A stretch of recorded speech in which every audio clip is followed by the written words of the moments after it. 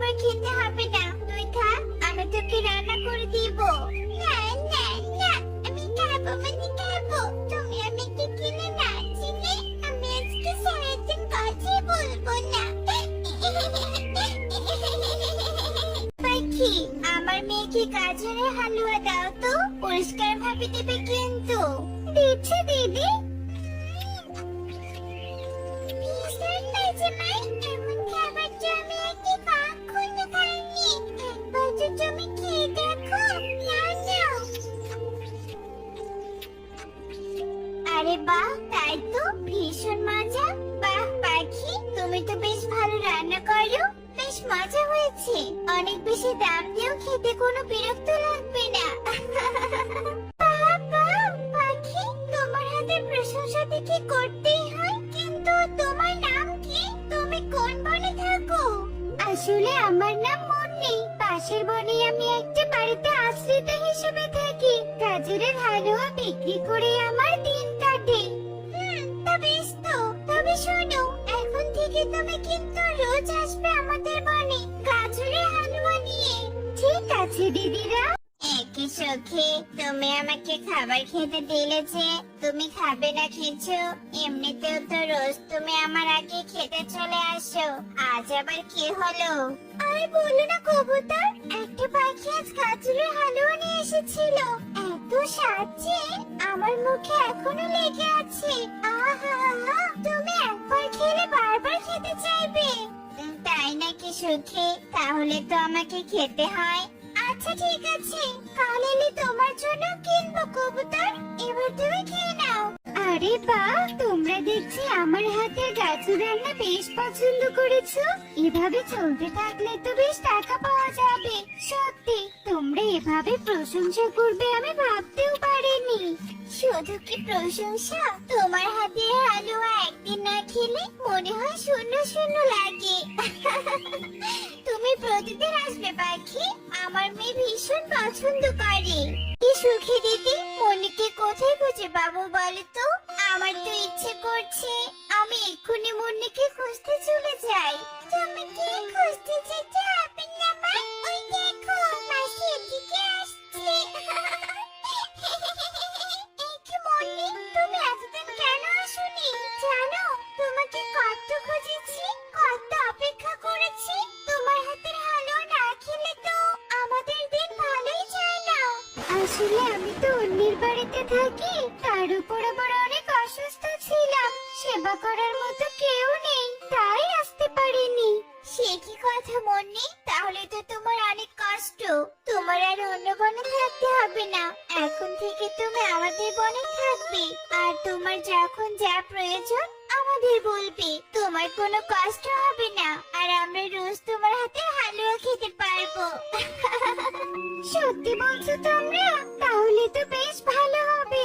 টুনি, টুনি, থালা বাসন ধুতে পুকুর পাড়ে যাবি না নাকি? থালা বাসন তো নোংরা হয়ে আছে, চল চল। হ্যাঁ রে মুন্নি, যাবো তো। যা গরম পড়েছে আজ, এই কড়া রোদে তো গা একদম পুড়ে যাচ্ছে, কি করেছে যাবো? এদিকে একটু থালা বাসন তো খেতেও পারি না, চল চল।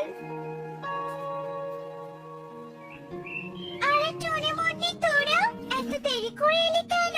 সবসময় তো তোরাই অনেক আগে চলে আসিস। আর বলো না দিদি, গরমে একদম মরে যাচ্ছি, মনে হচ্ছে বুঝি সিদ্ধ হয়ে গেলাম, তাই আসতে একটু দেরি হলো। ঠিকই বলেছিস টুনি, তবে এই পুকুরের পানিগুলো বেশ ঠান্ডা, আমার তো বাড়িতে যেতে ইচ্ছেই করছে না, ইচ্ছে করছে এখানে সারাদিন বসে থাকি। আমি বলছিলাম কি দিদিরা, চলো আমরা থালা বাসন পরিষ্কার করে পুকুরে গোসল করি, কতদিন থেকে পুকুরে গোসল করা হয় না। আরে বাহ, এটা তো একদম ঠিক বলেছিস, চল চল। আরে আমি তো ডুবে যাচ্ছি, আমি ডুবে যাচ্ছি দিদি, বাঁচাও। আরে আরে সুখী দিদি, মনে কোথায় চলে গেল? হায় হায়, এ কি সর্বনাশ, মনেকে তো দেখছি না। আগে প্রাণটা উপরে ওঠাই টুনি, তারপর ভাবে যাবে মনে কোথায়। আর সর্বনাশ, মনে নিশ্চয় কোনো বিপদে পড়েছে। না না, ওকে আমরা বিপদে ফেলে চলে যেতে পারি না। চল সবাই এক্ষুনি পানির নিচে যাবো। কি মুন্নি,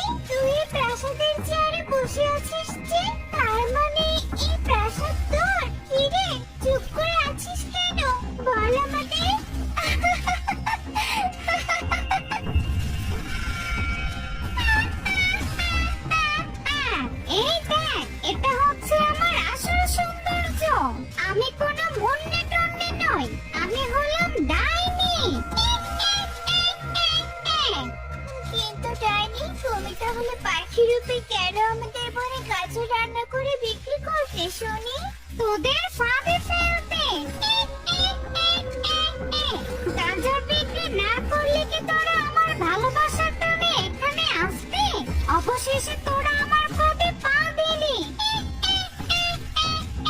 শোন, আমার কয়েকটা কাজের পাখি দরকার ছিল, অবশেষে তোদের পেয়ে গেলাম। এখন থেকে এই রাজ্যের সব কাজ তোরা করবি। ডাইনি, তোর কখনো ভালো হবে না। আমাদের যেতে দে। আমাদের জানারা যে বাড়িতে কাটছে, যেতে দে আমাদের। এখানে থেকে তোরা কোনোদিন বের হতে পারবি না। সারা জীবন আমার দাসী হয়ে থাকবি।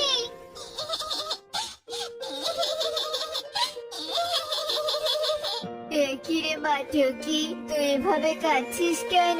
তোর মা কি তোকে বকেছে? কোথায় তোর মা?